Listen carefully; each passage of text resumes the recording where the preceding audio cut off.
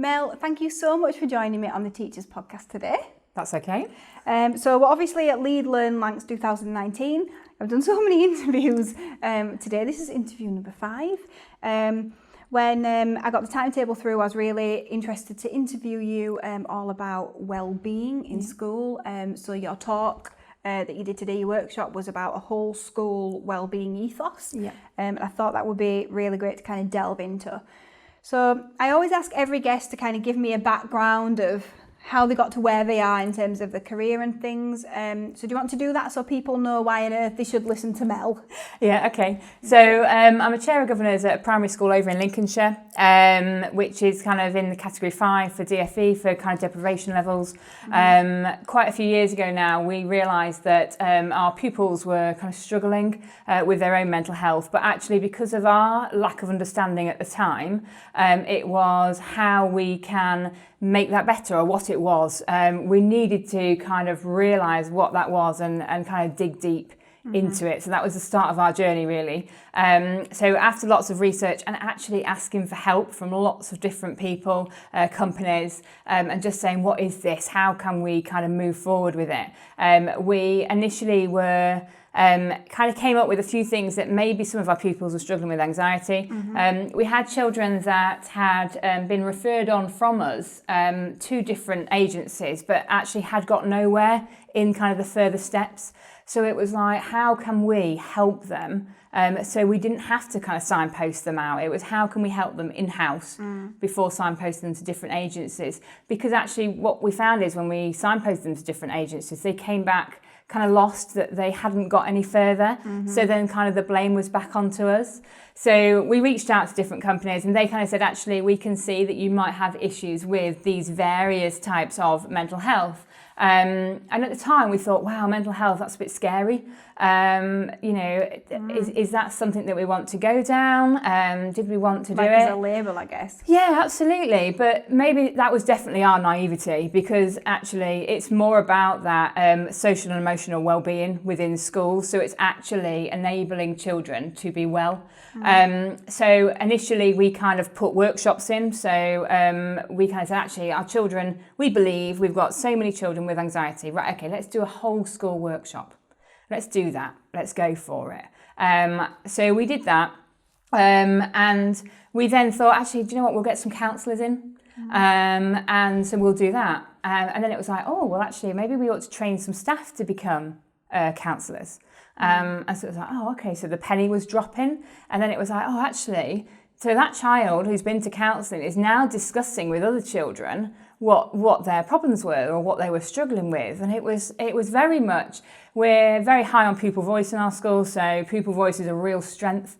So actually our pupils were going to other pupils and saying, this is what I'm doing. And the other pupils were saying, oh, I don't know what it is, or oh, I feel that as well. So then it was like, right, okay, let's do this, let's go with it. So let's be open and honest with everybody. Before we'd got there, we'd gone to the parents as well. So we approached the parents and said, this is what we're going to do. This is kind of the pathway we're going down. We want to kind of open up that language about mental health. We wanted to have those open conversations at home and at school. So we did that open door policy. And we said to the parents, just come and speak to us. If there's anything that you think that is happening, come and talk to us. So with specialists and people in school, we were kind of dripping that in. So it was that, in actual fact, it worked out to that normalising emotional language. And that is probably our biggest strength. So from there, it's like, okay, how else can we do this? And how else can we fit it? And how else, do we do that? And so we have kind of classroom activities every week, all about mental health. And it's kind of that yoga, it's that mindfulness, it's that embedding that language. We have assemblies every single week where we talk about different emotions. Initially, our children worked in happy and sad, which is what happens in primary schools. I think it's, how do you feel happy? How do you feel sad? And it was that, okay, we need more than that. So we started doing, and it was subconsciously really, we started doing assemblies where you learnt about a different emotion every week, using props, using things that we'd kind of brought in. And so some weeks they would learn about anger, some weeks they would learn what joy was, different emotions that wouldn't normally come out in the lessons.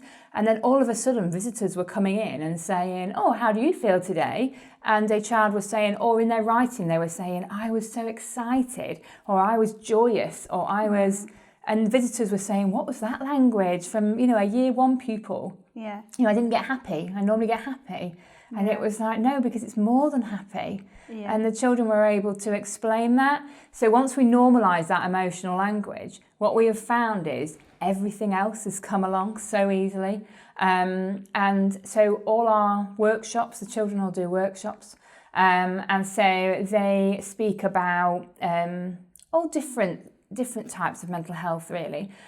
We had visitors in not that long ago, actually, and all the children were doing a grief and loss workshop. Mm-hmm. And actually the visitor challenged us and said, you're a primary school, Key Stage 1 and Key Stage 2, learning about grief and loss. Is that not quite sad?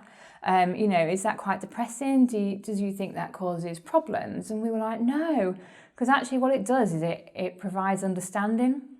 And it was about teaching those children that actually grief and loss isn't just when somebody dies. It could be when you lose something. It could be the loss of a relationship. It could be the breakdown of a kind of a home life. And it was about discussing that.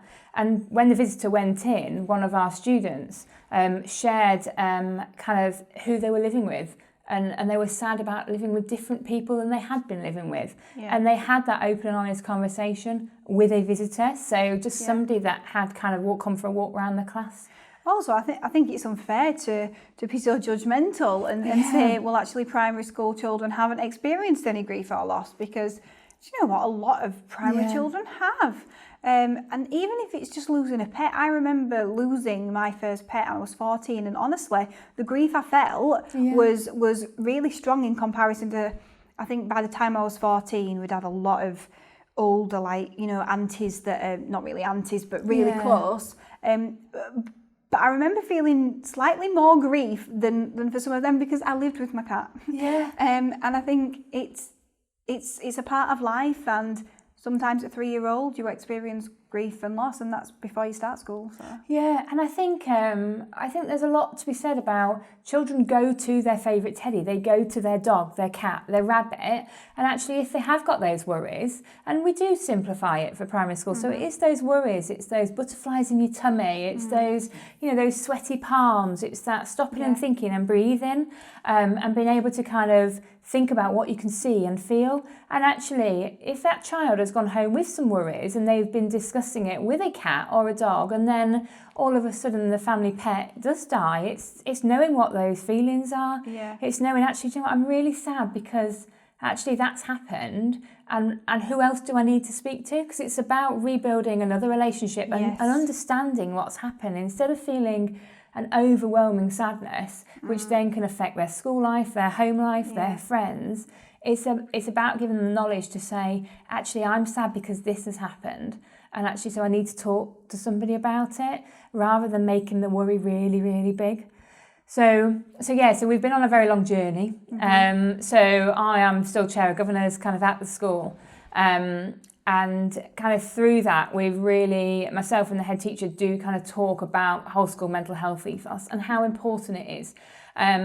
When we first started, we put in, so all our children, when they walk into school, they own their emotion. So they walk in the class and they have emotional circles on the door, and a child can say, I feel this today. And they will put a peg on whatever they're feeling. So apart from anything else, grown-ups to the class or adults to the class can walk in and immediately go, okay, I have 4 angry children today, I have 4 tired children, I have 6 happy children, I have 7 excited children. And it's about knowing what the makeup is. But what we found is the teachers started owning their emotions as well. So they started kind of saying, actually, do you know what, I feel this. But then it gave that empathy. So the children were saying to the teachers, oh, why do you feel like that? And how are you feeling? And how are you feeling now? And has your emotion changed throughout the day? So the language just changed around school. So children came to see us. But they were also saying to their parents, could it be this? Could it be that?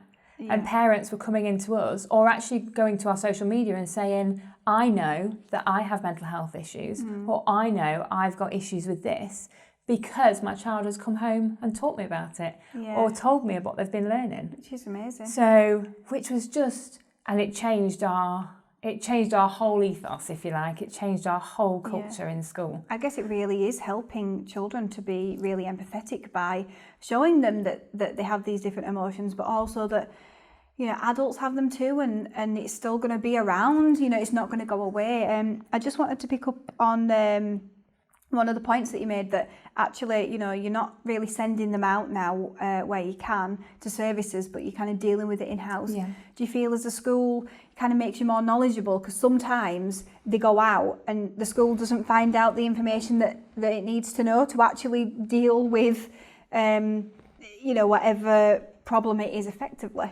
Yeah, and actually we have found that disclosures have gone up. So obviously because people are coming to us and sharing what their worries are, but we have been lucky enough, we have a staff that is designated to pastoral welfare, so family welfare officer, and we have a Senko, so designated Senko, who neither of those teach, so they are in school all the time, and it's made our knowledge better.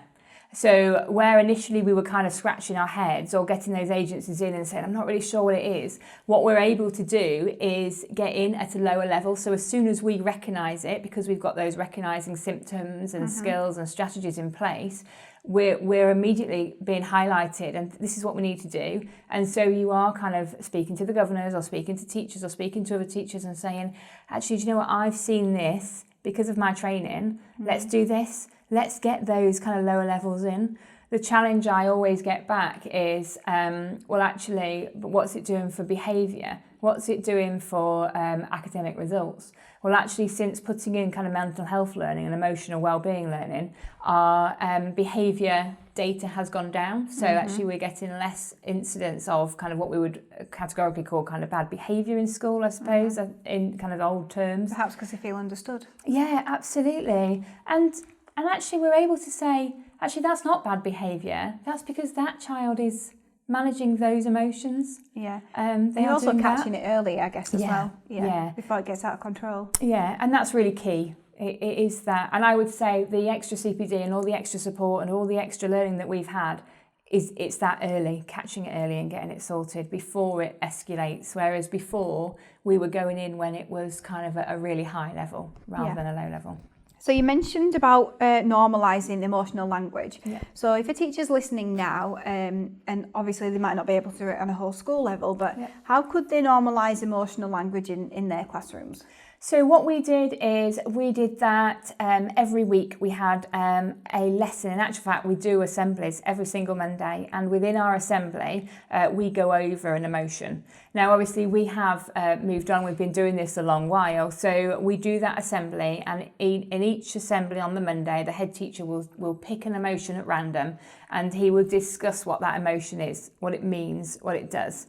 And then our year 6, for example, would immediately put that emotion that they've learnt in assembly on their emotional circle. So the year 6 emotion circle just gets bigger and bigger and bigger.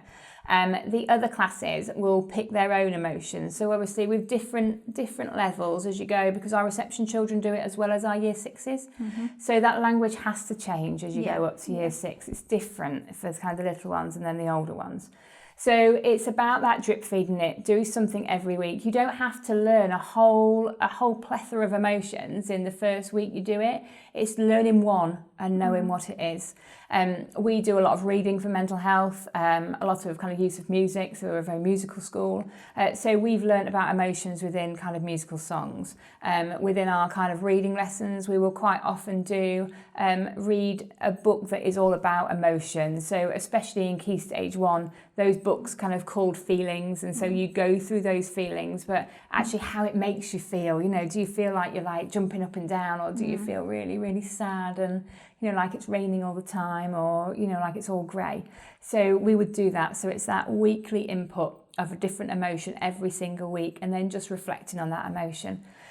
and also kind of check-in circles as well. When we get braver, and when you get braver in your classroom, it's been able to be brave enough to kind of sit your children around in circles, which Key Stage 1 do really well. Yeah. It sometimes gets really lost in Key Stage 2, but if they've got that emotional language, it's sitting down for a couple of minutes at the beginning of the day and saying, okay, how is everybody? Or the beginning of the week or the end of the week, how is everybody? How does that feel? You know, and actually what you being can do open is, to that, I guess. absolutely. And actually children might not be able to understand emotion. So you could always say, how does that feel if it was a colour? You know, does it feel like a red, angry colour, or, you know, or a different colour? Is it all pink and fluffy? You know, is it all like, you know, is it like unicorn and clouds? And, you know, is it that colour? Is it that, you know, because actually, regardless of whether they remember, it is joy, it is anger, you know, it is overwhelmed. It's about knowing how that feels in your tummy. And that's really something that we push through with the primary school children. How does that feel in your tummy? Yeah. You know, how does it make you feel? Yeah, because do you know what? It is a physical reaction, isn't it, really? Especially when, you know, the emotions are deep. Yeah. It really is. Okay, so what does the training for this look like for teachers in your school then?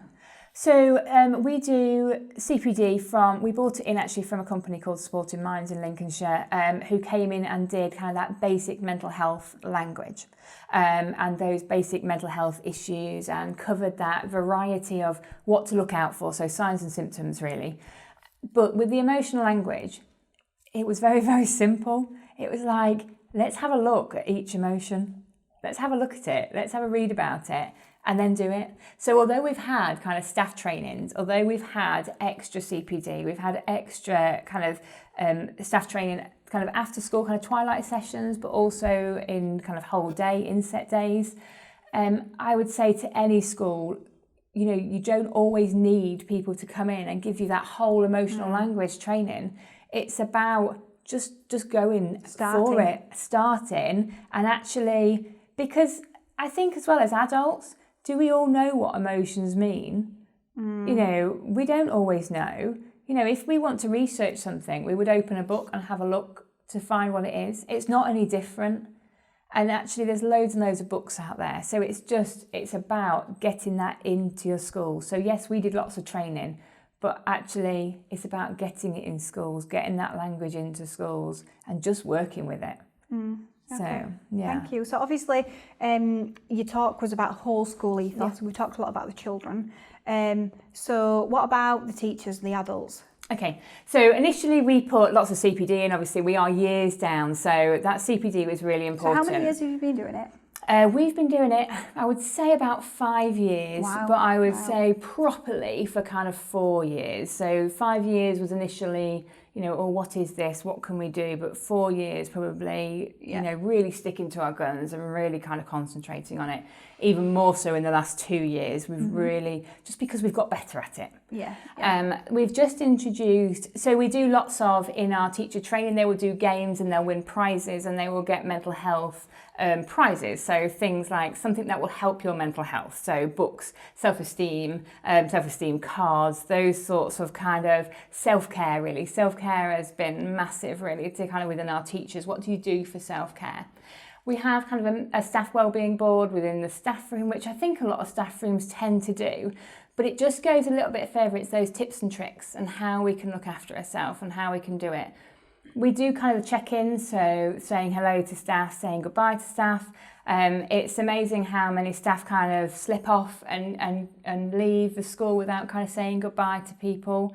We do try to kind of encourage that staff room kind of meetings, those meet and greets, those getting together, because people get so disjointed and busy throughout the day. And when we do 5 ways to wellbeing with the children, so it's the same with our staff. So have you connected with somebody today?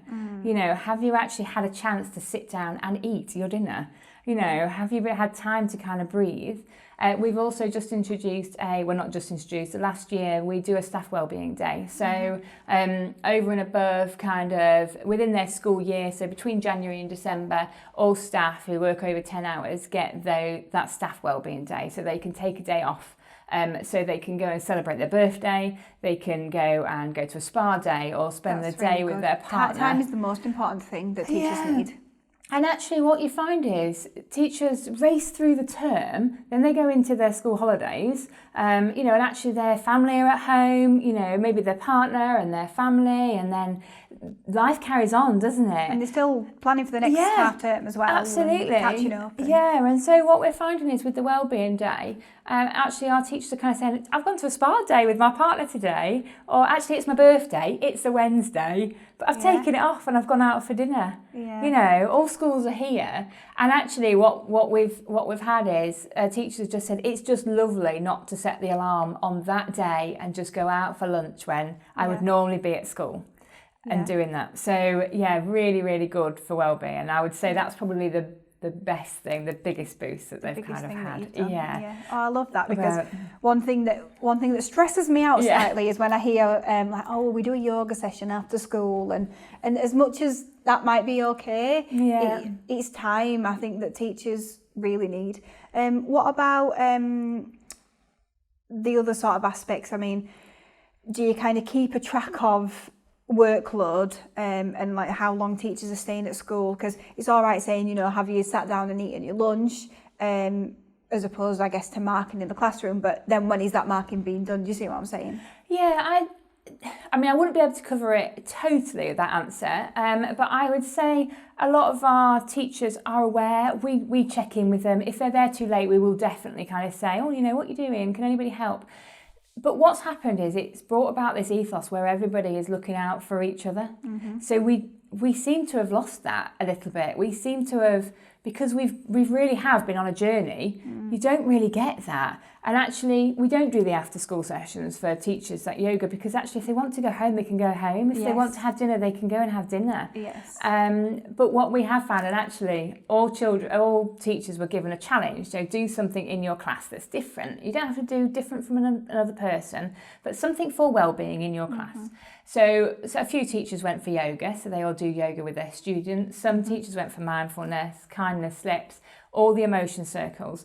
We said to the teachers, we never said to the teachers they had to do that. They didn't have to join in. What we find is all our teachers actually do that with the children. Yeah. So they do the yoga, they do the emotion circles, they join in with kind of the wellbeing activities, they join in with the mindfulness colouring, and actually they kind of say they are getting their wellbeing throughout the day as well with their children. With the children, yeah. So it's been really nice, and actually we just all look out for each other, and we all know we have a better understanding, because at staff trainings what we do is we do getting to know you exercises.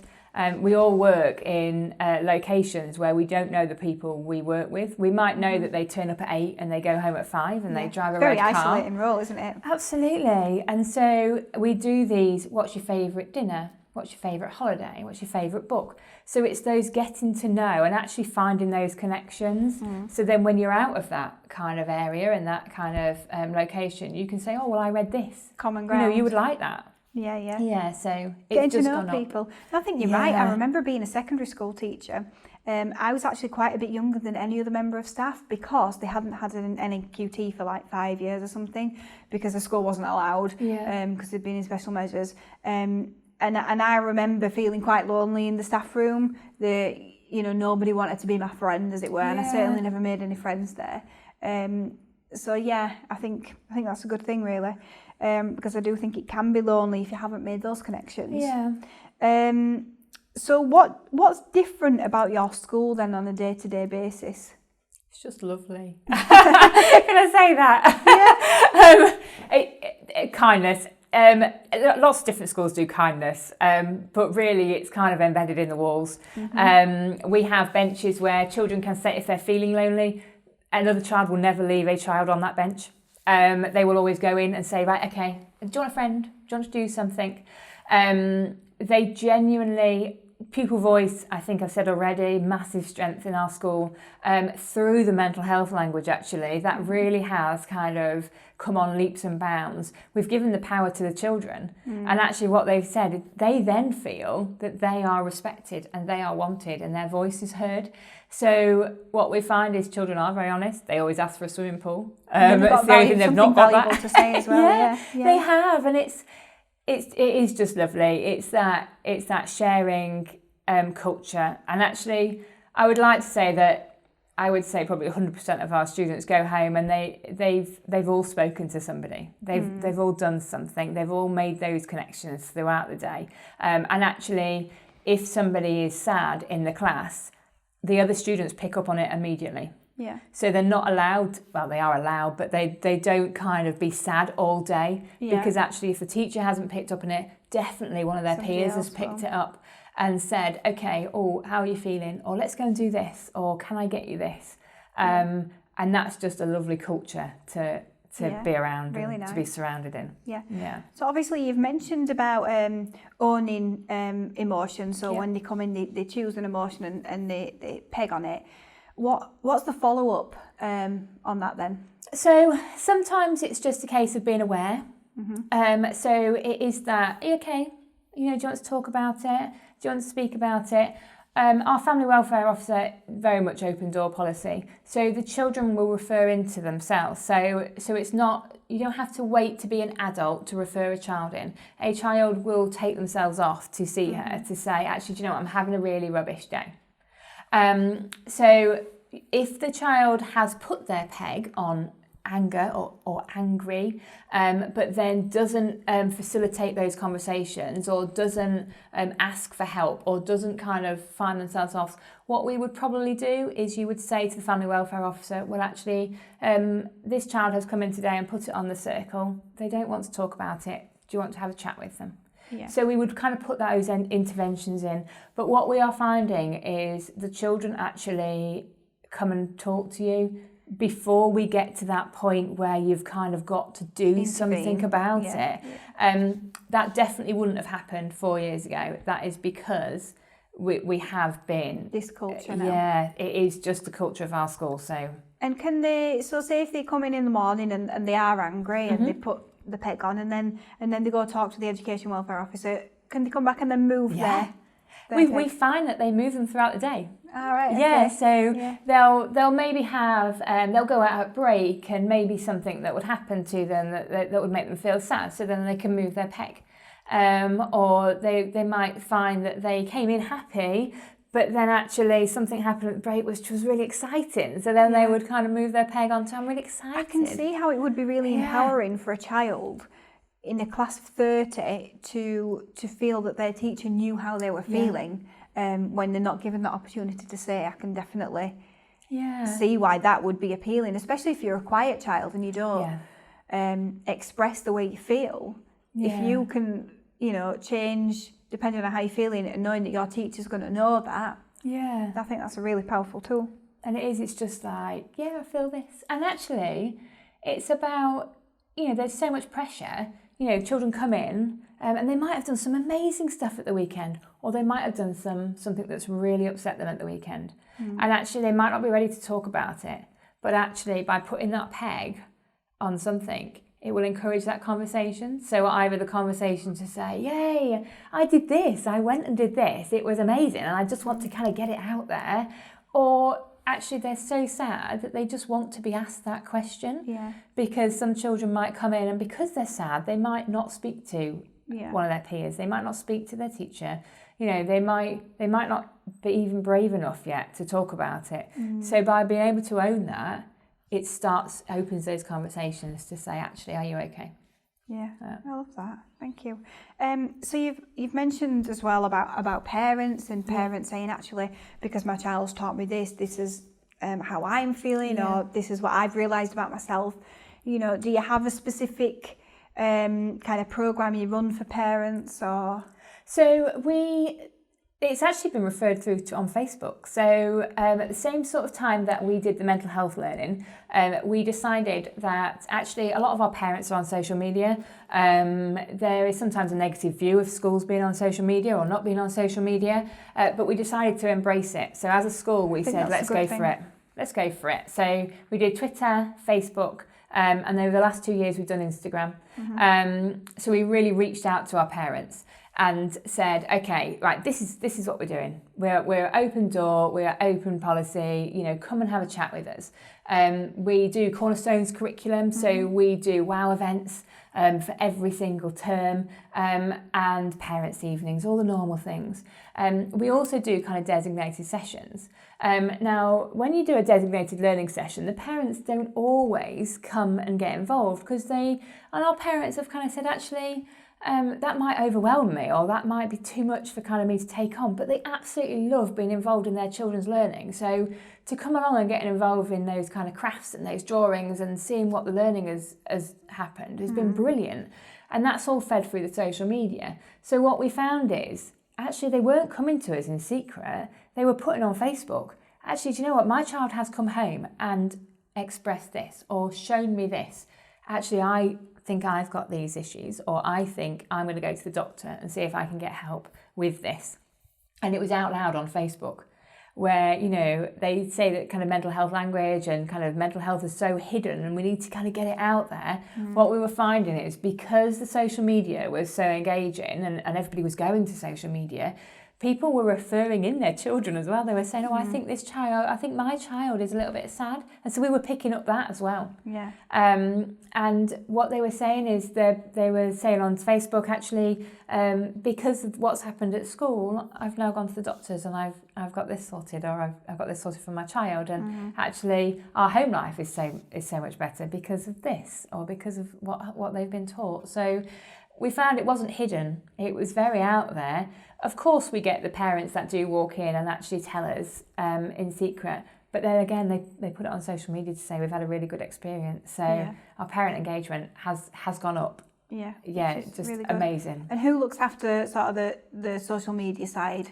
So it's myself and the head teacher. So so it's an extra job, I suppose, for myself and the head. We kind of oversee everything. So you've got kind of the website, Twitter, Facebook and Instagram. So we've got kind of those 4 mediums that you can kind of link into. But actually, it's about our own mental health as well. It's about myself and the head teacher being able to protect ourselves. So it's very much those boundaries. We have to be careful of those boundaries. Answering messages at different times of the night. Sometimes you have to sometimes think, oh no, not today. So the parents do genuinely feel that we will kind of approach them and we'll contact them, if they hear something. Sometimes I will say, just pop to the office in the morning. Because actually, it's that routine, it's those boundaries as well. It's been able to think, okay, because sometimes it's so overwhelming, isn't it? I need to put it out there. And actually just saying, just pop in the morning and we'll have a chat about it. We don't shy away from anything. We do answer everything. And we just go for it, really. Open door policy is totally our thing, really. We do kind of say, just come in and chat to us if you're worried. Good, and that's all they need, isn't it? Sometimes a chat. Okay, so when we had a chat earlier, you talked to me about configurations of self. What is that? Okay, so it's a theory by David Mearns, which is a kind of person-centered therapy. But we did it I've done it within my counselling course, actually, with Supported Minds. But we did it with our teachers. And it's just that really interesting theory that actually, as a person, you come in with lots of different dialogues of self. So actually, all of us will have a really happy self, and we might have a really sad self, and we might have, a different, like an anxious self. I always say I'm a mummy character, and then I'm a blue sky thinker character, and then my professional head. And it's about knowing that if you come in really excited, I'm so excited, I've had an amazing weekend, it's brilliant. And actually you've got another child in your class that's actually come in with their sad self, that, that actually, as they've woke up that morning, no matter what has gone on, they just feel a little bit sad. It's about knowing how you will interact with each other. Because actually my happy, jubilant self probably is not going to be right for that child. Yeah. Because actually it's how they're coming in and how they're coming at it.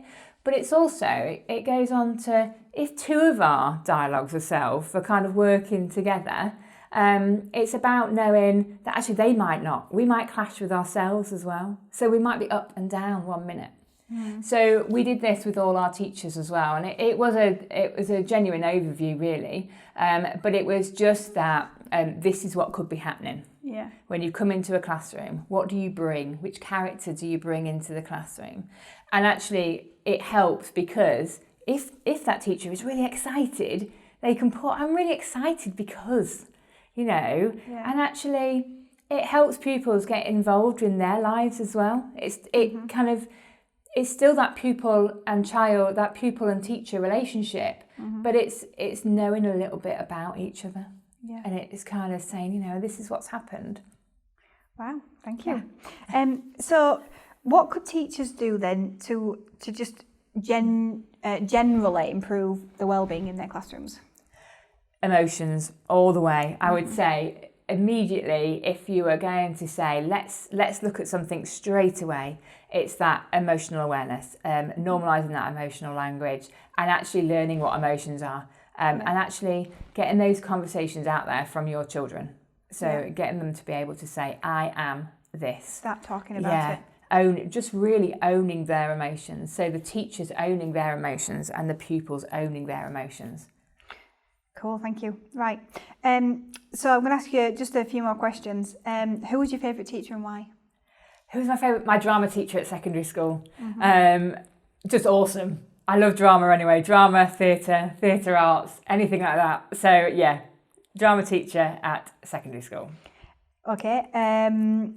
Where do you think wellbeing in education needs to go in the next 10 years?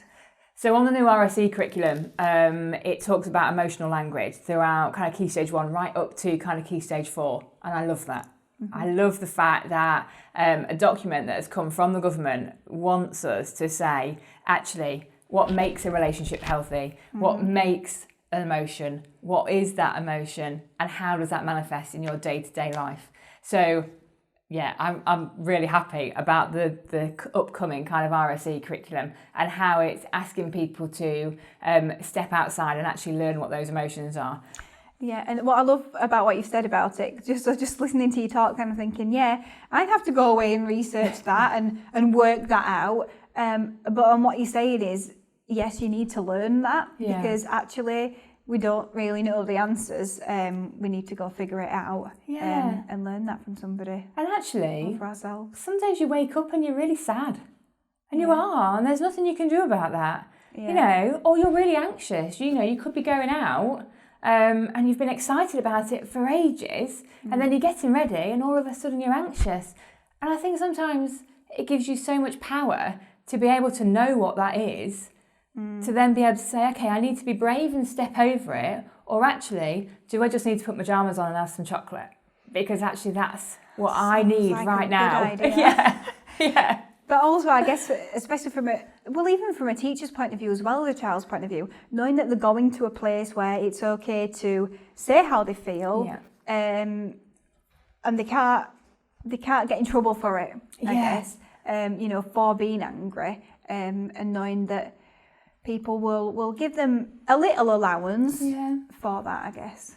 What we find though is actually those children that are coming in angry, they will do some of the grounding techniques that they've been taught in the workshops or that are on the walls. So where before they would say, I'm angry, I'm really, really angry, I'm going to go and be angry in this class, angry at lunch, angry on the playtime, and then it just kind of goes, what we find is the children come in and they go, do you know what, I'm angry, I am angry, this is anger, and I'm angry because of this. So that kind of catalogue event, so this has made me angry.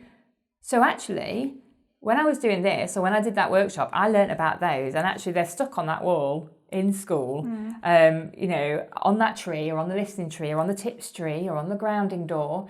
So it's about saying, I need to go and do that. And actually sometimes you will find children just standing there going, right, okay, I need to think of 5 things that I can smell and 2 things that I can feel. So I imagine him touching my teddy bear and I'm imagining picking up a strawberry.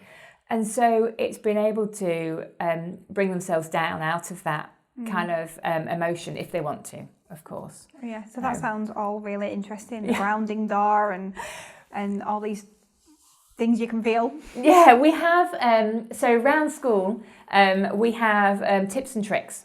So every time they do a workshop, they do because obviously the workshops are every term, so obviously a term lasts quite a long time, especially in a primary school student.